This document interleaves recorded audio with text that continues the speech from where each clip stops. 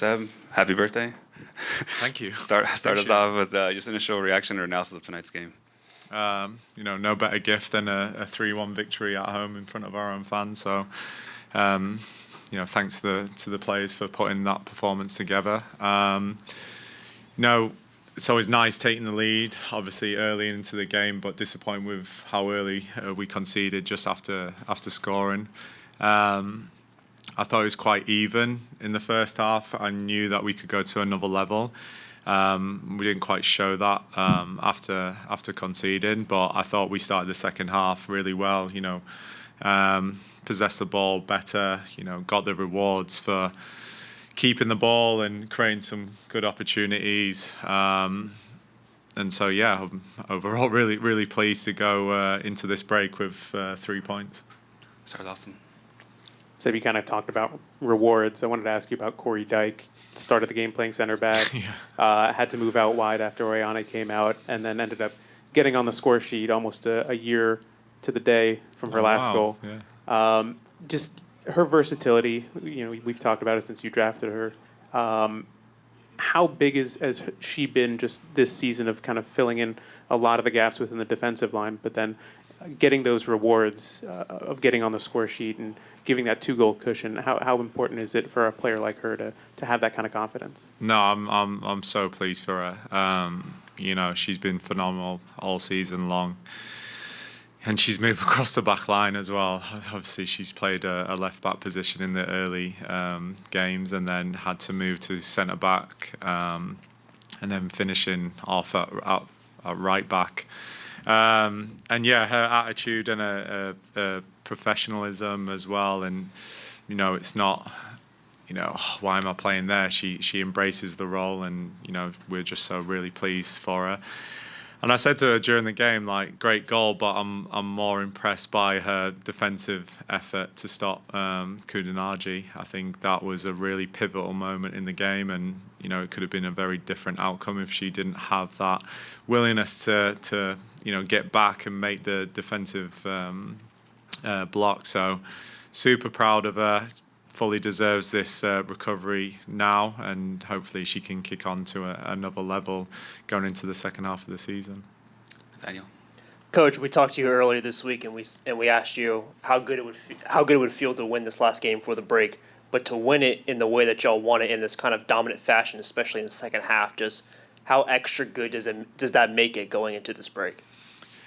I mean, I don't think it matters how we win. We just like to be on the end of a victory. So, yeah, it does feel good. It feels good that we're ending this period on a high.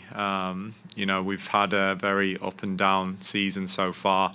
Trying to find that consistency. I think it's the first time this season we've gone back-to-back victories. So that's nice to have that feeling.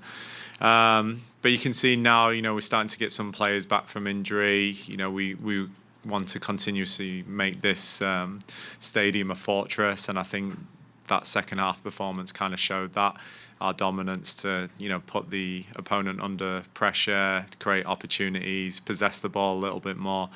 And you can see that Bay got fatigued as the game went on. Unfortunately, we were down to 10 players at the end, but you just see the grit and the determination and the effort and the toughness to make no excuses. We're down to 10, but that doesn't matter to us. We're going to keep this ball out of our net and walk away with a victory, and that's probably one of the most pleasing things to see in the game.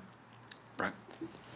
So both the players talked about the press before you came in, and Mace was in a different position this game. Talk to me about that added wrinkle that we kind of saw tonight with Mace playing a little bit higher up and causing that press.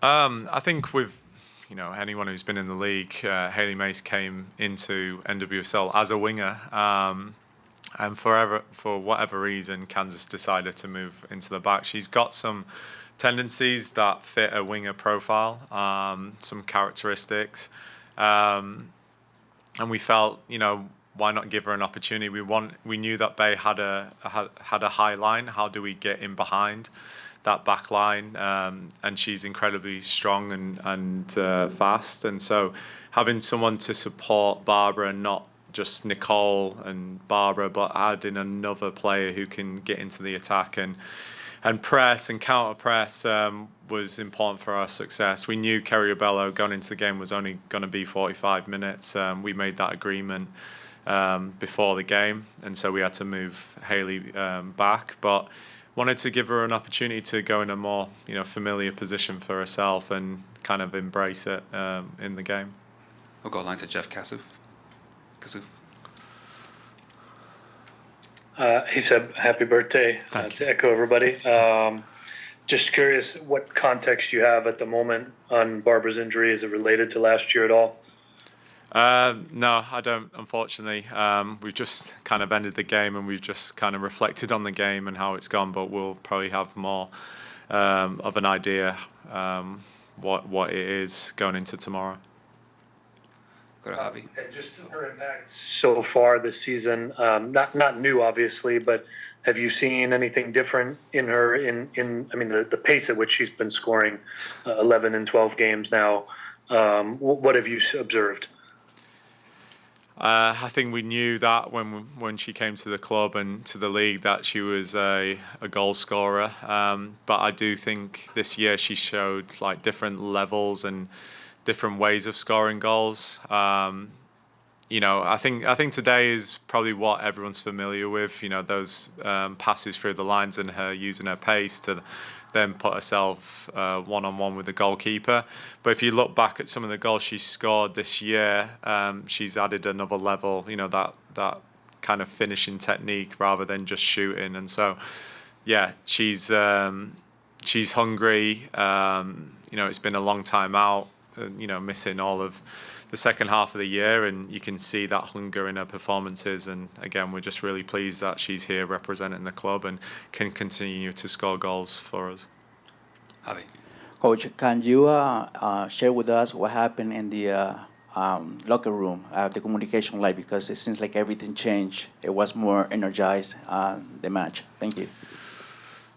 Yeah. I think we have to give the players some grace as well. It's incredibly difficult. You go into warm up, then you're having to stop, and then you're having to go again. And it hasn't been the first time this has happened for us this year. It keeps continuously happening, and so we have to find a way to start the game a little bit better. Not start the game, but like throughout the first half, keep that energy and that willingness and athleticism to keep going and put teams like Bay FC under real pressure throughout the first half. But we talked about energy and commitment and just being a little bit more aggressive in some of the things that we were doing, and you could ultimately see that in the second half, and just having a little bit more composure on the ball, not forcing things. I know they had a high line and sometimes we were just playing it over without any real directions or any real cues or triggers. So maybe a couple more passes, and I think the second goal was phenomenal. I think it starts from a goal kick and having that composure to play a couple of passes in the back line and then play through to Sumi, and Sumi plays a great pass for Barbara, who ends up finishing. So those moments are really critical for our success going forward. Back online to Luis. Hi, Coach. Happy birthday. Congrats on the win. As you celebrate another year, you've also built something incredibly special here in Orlando. When you look at where the program is right now, how fulfilling is it to see your vision for this club coming to life? Thank you, sir. No, it's amazing. I think when I came to the club as an assistant, I was a volunteer, then assistant, and now head coach, always had a vision of what this team could be, and it's been a collaborative effort from myself, the staff, the players, just buying into the way that we want to play and make it entertaining for the fans. And they're coming to games wanting to see more and wanting to feel entertained, and you can see the passion on the field, which is important to me and the rest of the staff and the players, that we always talk about giving absolutely everything to this community, and they've given so much to us. And I think it's just a real collaborative effort from everyone to get us into this position where we're at right now. And may it continue. We're not done yet. You know, we had a lot of success in 24, but we want more as well because we've got the bite and the hunger for it. So, yeah, we want to continue to make this city and this community proud of us. Brent.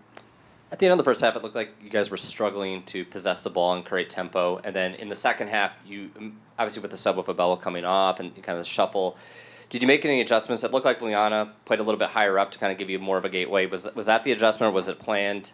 Just kind of talk through how the transition from first half to second half went from a tactical standpoint. I mean, we just talked about being more active. I think a little bit was, you know, we were supporting slow and they did a great job of pressing us in those areas. We had to draw them out a little bit because there wasn't too much space between their back line and midfield line and forward line.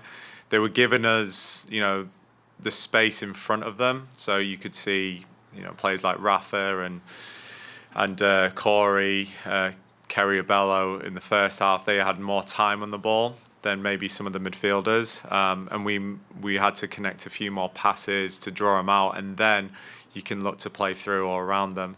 I do feel in the first half they were giving us the outside, but we were going to the outside and then we were kind of forcing it without really, you know, finding that next pass and then looking to go. So yeah, I think there was a little bit of a tactical change, but I think most importantly was probably the behaviours of the players. You know, draw them out. You know, be active. Can you get over to that position a little bit quicker, and then know where you're going with the ball before it comes to you? I think that was important for us. Awesome. Seb, obviously this is a big win in and of itself going into a long break, but there's a lot more to this win with the night itself. Obviously, 10-year anniversary of Pulse has a close meaning to you, having played in the game after it happened in 2016.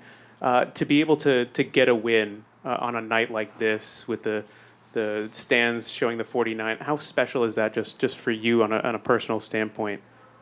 Yeah, it's really special. You know, that was part of our team talk going into the game. You know, some things are bigger than football. You know, this is one of the games that everyone looks forward to. I think it brings the community and the city together. I think when we go out there, we're playing for them.